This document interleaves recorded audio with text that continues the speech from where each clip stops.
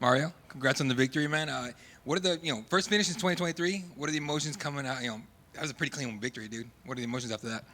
Uh, it's surreal, First main event, 5-rounder against a tough opponent. Just watching his highlight reel all week. You don't want to end up on that side. So for me to come out on top, it just feels amazing.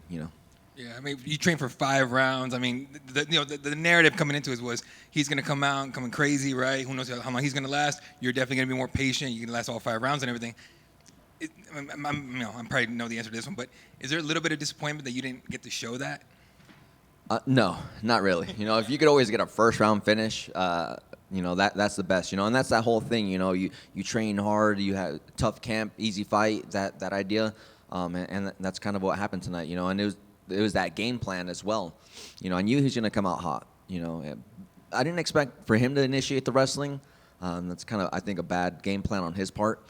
But I just knew that he wouldn't last, past those rounds. He would eventually gas out. Yeah, and on that point exactly, right? Came out, initiated the wrestling. He looked like he got tired pretty early, right? And then coming in the second round, he looked like he was stumbling a little bit. There's not much to his punches. Did you feel that in there? Yeah, definitely. I wasn't sure if he was messing around and kind of like lull me into those big shots, and that's kind of what he did. But it was easy to see. I think that whole thing about him being like 165 pounds or whatever, to me that you're slow, and it makes you slow. I could see everything. I had great eyes in there. All the experience I've had, So, yeah, I seen everything. Yeah, and he, in the finish, he was looking to scramble, try to change the position somehow. You just fought him really, really well. Is that an example of the finish coming to you? Yeah, it's just all those transitions, going from the takedowns, passing, getting into that crucifix, him giving up an arm, me going for the Kimura, him kind of bailing out, jumping on his back, throwing in that rear naked, just having all these sequences and flow, in my game, and it got me to the finish. Yeah, he grabbed that fence pretty hard in that first round, right? You were trying to take him down. He grabs the fence, and did Herb Dean say anything to him about that? Yeah, he did. I didn't know he grabbed the fence. I was like, dang, this dude's kind of hard to take down right here. But yeah, as soon as he let go of the fence, I got him down, and I just wanted to work him, make him tired, gas him out. That was the whole game plan. Even got a good lift off of him too, so it was awesome. Yeah, did he do anything that gave you any trouble? Because like I said, it seemed like a pretty clean performance. No, on bottom he got a little like spastic, kind of threw a elbow from the bottom, and there was one where I was kind of postured up. He threw a hammer fist, got me in the jaw a little bit. It did hurt. But other than that, no, his calf kicks were pretty strong. But no, nothing really surprised me except for him initiating the wrestling. Right at the weigh-ins or the face-offs, he was pretty intense about it. He was right in your face. What did you say to him? I mean, I read lips, but I want to know exactly from you what he said. No, he got close and he was like, smile while you can, and then he just got too close, and I was like, it seems like you want to kiss me. And I think I broke his character. He started laughing, and then he said that he was gonna beat me worse than he did Kyler, my training partner.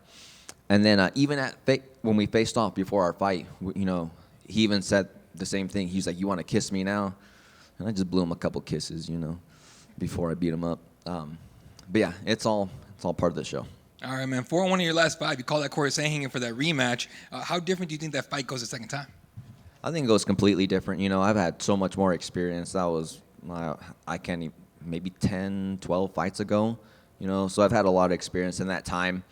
And he's just kind of hanging out in that spot. He just can't break that championship spot.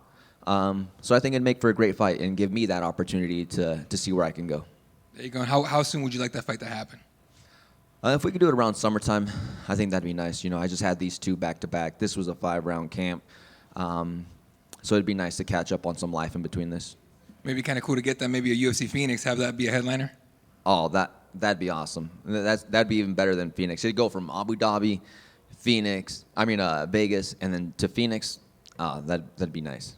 All right, man, congratulations. Heck of a win. Thank you. Mario, in the middle. Congratulations. I don't know if you saw, but Song Yadong tweeted at you, called you out. Do you see that? Who was that? Song Yadong. Song Yadong. Nah, I want to fight Sandhagen. Yeah, Song Yadong can just sit on that loss for a little bit. And then my last one is, I don't know if you saw, Vinicius said afterwards that he actually broke his arm in December. I don't know how much that played a factor, but any thoughts on that? That sucks, leading into my Patchy fight, I popped a rib. You can kind of see it right there. And I still beat the shit out of him, so I don't care for your excuses, It's part of the game. And I lied, I have one more, just because I forgot to ask. You want Sandhagen next. You get that fight, you get the win. Is that enough for a title shot, do you think? Definitely. Off of Sandhagen, that calls for a shot at the title, And I think I have a great style to beat the champ. I think I'd give him a run for his money. So, but I feel like I have to get past Sandhagen first, I lost my debut to him, and it would just feel weird if I, passed him up on that. So I'd like to get that one back. Congrats on the win, Mario. Obviously, you were talking when you just first got on stage about, watching his highlight reel all week, that you didn't want to be on the wrong side of it. But when we see those type of fighters, a lot is talked about, weathering a storm. Were you surprised that you didn't really have to do that, or does that attribute to how well prepared you came into this fight? No, he's the one that kind of initiated that. With the wrestling, I thought he was going to come out swinging hard, so that's what I meant by weathering the storm. But he just got too close to me, and I was able to grab him. And I just did my thing. That was my game plan. Just wear him out. I think I'm built for 5 rounds. I do this all day. I can go all day. And just looking at him and looking at his fights, I know he just doesn't do what I do. And I knew the longer it went, the worse it'd get for him. And it felt like it was not too long ago when people weren't necessarily on your side due to the obvious Aldo fight and all that stuff. But I feel like slowly people have been putting more respect on your name. So how's it like seeing that from the fan perspective? It's been awesome, and honestly, if you look at well, that's off the Aldo fight, right? They're kind of bagging on me for that. But if you go back 4 fights pre-Aldo and then the 3 fights post-Aldo, you see an outlier, And so, I don't know. That's his fault too. I'm not taking the blame for that. All the blame for that. Obviously, big win. Heard you wanted a post-fight burger. I just already had my pizza and Coke, so that's check right there. We'll get a burger next and a few other goodies. Congrats. I know you said you just want him to get out of here with those excuses, but I think he was saying that also that tried to throw the jab, but then it started hurting in the second round. That his team was asking for jabs and his arm wouldn't answer. Could you see anything differently in the second round, or do you think that was just more on what you were doing that maybe changed what he was hoping to do? No, I didn't see anything different. The only thing I seen him gassing out. I seen him just laying on the bottom, just kind of sitting there, me standing over him. That was kind of surprising, but yeah, unfortunate. When a guy gets in your face on the weigh-ins, do you enjoy that sort of stuff? When you guys got in there, you started jawing, talking, and it looked like you just sort of smiled and were laughing at the whole point. When a fighter does that fire you up, or where do you go in your head when somebody starts doing that to you? No, I think it's just something I've learned over the years, as a teenager, being young and getting in these street fights and stuff. It's all talk.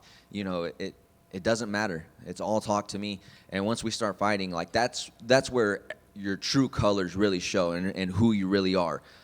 So I don't even worry about all the talking, all the yapping, all the antics, because we'll find out if you're really about it.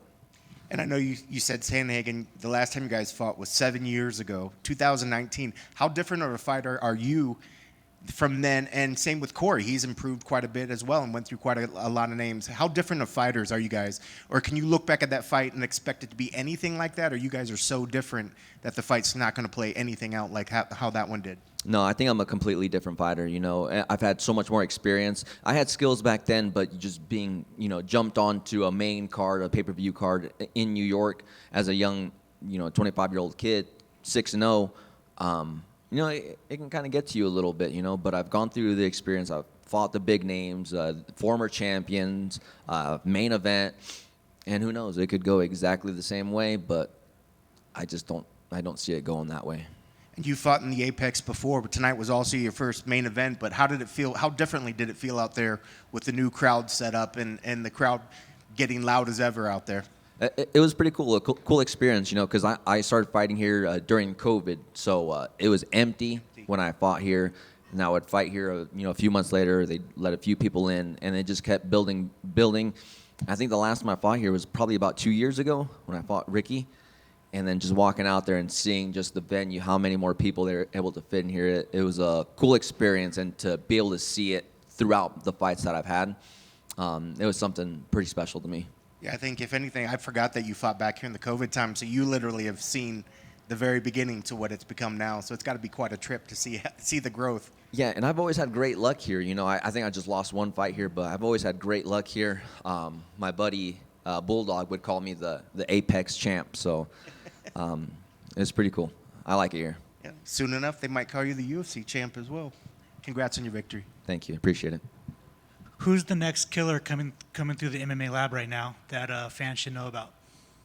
The next killer, man, we have a lot of young guys coming up right now. Man, there's so many. We had a few fight tonight. I don't know how they did. I still have yet to see. 5-0 at a local show. So all those 5 people, they're on the way up, you know. We have a lot of young guys. Coach tells them to do what I do. So if they do that, they'll get to this point. Congrats. Thank you.